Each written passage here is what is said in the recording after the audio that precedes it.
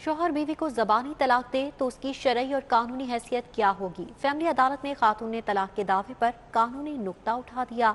शौहर मुझे ज़बानी तलाक दे चुका है, अदालत डिग्री जारी करे। आयशा बीबी की जानिब से ये इस्तदा की गई। मज़ीद डिटेल्स देंगे शाहीन अतीक से। जी शाहीन, बताइएगा।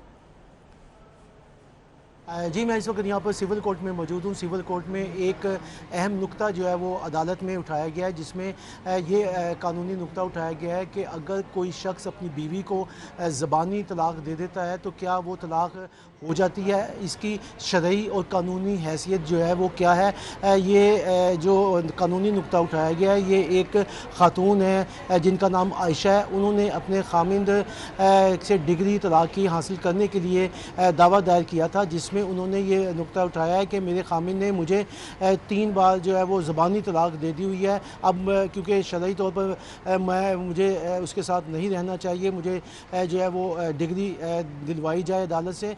ये केस जो है ये जो जिस खातून की तरफ से दायर किया गया था वो उनकी वकील जो है वो हमारे पास मौजूद हैं, उनसे हम इस हवाले से जो है वो बात करते हैं। आप ये बताइएगा कि ये खातून कहाँ की रहने वाली थी और ये दावा जो है उसने क्या मौक़िफ़ उसने अख्तियार किया हुआ। बीबी आशा जो है वो मॉडल टाउन की रहने वाली है, ठीक है। और उसने ये बताया है कि इसको 3 दफ़ा ज़बानी तलाक दी गई है, ठीक है। उसके लिए यानी कि क्या डिग्री आई है वो मैं यानी कि पूछना चाह रही हूँ। जी, आपने जो उनकी वकील थी उनका मौक़िफ़ सुना। अब अदालत ने वसीम राजपूत एडवोकेट को इस नुक्ते के ऊपर जो है वो मामलत के लिए कल जो है वो तलब किया है। सबसे पहले तो कानूनी तौर पर 2016 CLC पेज है 119 और 2016 CLC पेज है 180 लाहौर हाई कोर्ट की जजमेंट है। और इसमें ये क्लियर बताया गया कि शरई तौर पर और कानूनी तौर पर अगर मर्द ओरल तलाक देता है, ज़बानी तलाक देता है, वो तलाक मौसर हो गई, वो तलाक हो जाती है।